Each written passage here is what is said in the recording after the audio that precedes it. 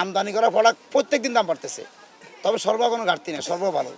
এখন যুদ্ধ উপলক্ষে যেটা মধ্যপ্রাচ্যে যুদ্ধ চলতেছে, এই যুদ্ধ উপলক্ষে যেটা দাম অস্বাভাবিক বেড়ে যাচ্ছে, এটা হলো আমাদের মানে কি বলবো, আমরা যদি কম করে ক্রয় করি তাহলে আর এত দাম বাড়ার কথা না।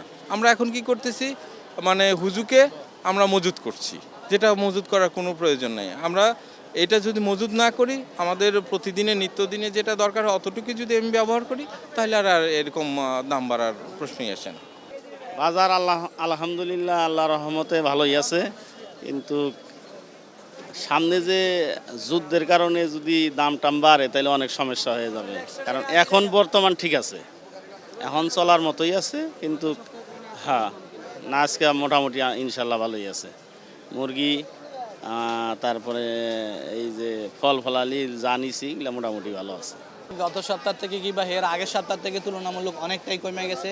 যেরকম প্রথম শুরুতে কিন্তু 100 টাকা প্লাস সব কিছুই ছিল, ওই সমস্ত জিনিস কিন্তু যেরকম শসা কিন্তু এখন 40 টাকা 30 টাকা কেজিতে পাওয়া যাইতেছে।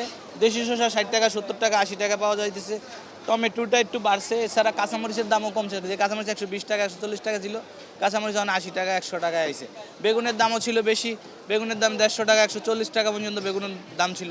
ওই বেগুন এখন 80 টাকা 60 টাকা পাইতেছে। তাহলে বোঝা গেছে অনেক কিছুই দাম কমতে শুরু করছে, কমছে। আর যদি বলেন এর মূল কারণটা হইলো, আগে যেরকম হুড়হাড় করে মানুষ কিনছে, অনেকগুলো সংগ্রহ করছে, এখন কিন্তু এরকমটা সংগ্রহ হচ্ছে না। মাল আছে, সরবরাহ আছে, দাম কমতেছে। সামনের সপ্তাহে আশা করি আরও অনেকটা কমে যাবে। আমি তো এক কথায় বলছি যে আমদানি যত জাত পণ্য, শুধু এর মধ্যে বাদাম আছে, যে পেস্তা বাদাম, কাঠবাদাম, জাফরান এগুলি, এবং তৈলের দামও তো বেশি, সয়াবিন ভোজ্য তেলের দামও অনেক বেশি, তারপর ঘির দাম বেশি, বাড়তি সব জিনিসের দাম বেড়ে গেছে। আজকে 2-3 দিন ধরে তেলের সরবরাহ কমাই দিচ্ছে ডিলার।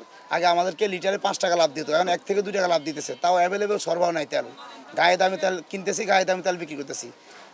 এবং মশলা, বিশেষ করে আমদানি করা প্রোডাক্ট, এলাচি, দারচিনি, লং, গোলমরিচ, তারপরে জাফরান, আলু বোকরা, কিশমিশ, এগুলোর দাম অনেক বাড়তেছে, প্রত্যেকদিন বাড়তেছে। যে আলু বোকরা ছিল 600 টাকা কেজি, বর্তমানে 1050 টাকা। যে কিশমিশ ছিল 550-600 টাকা কেজি, এখন 850 থেকে 900 টাকা।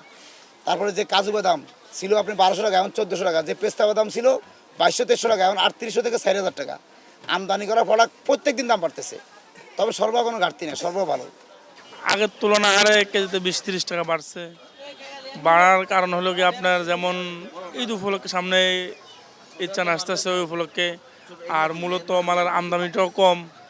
যেমন মাঝখান দিয়ে এর আগে যা 5 তারিখের পরে অনেক সস্তা বিক্রি করছে, ওই তখন থেকে মুরগি আস্তে আস্তে কমে আসতেছে। এখন মুরগির উৎপাদন কম। ব্রয়লার চলতেছে 190-200, কক চলতেছে 300-320।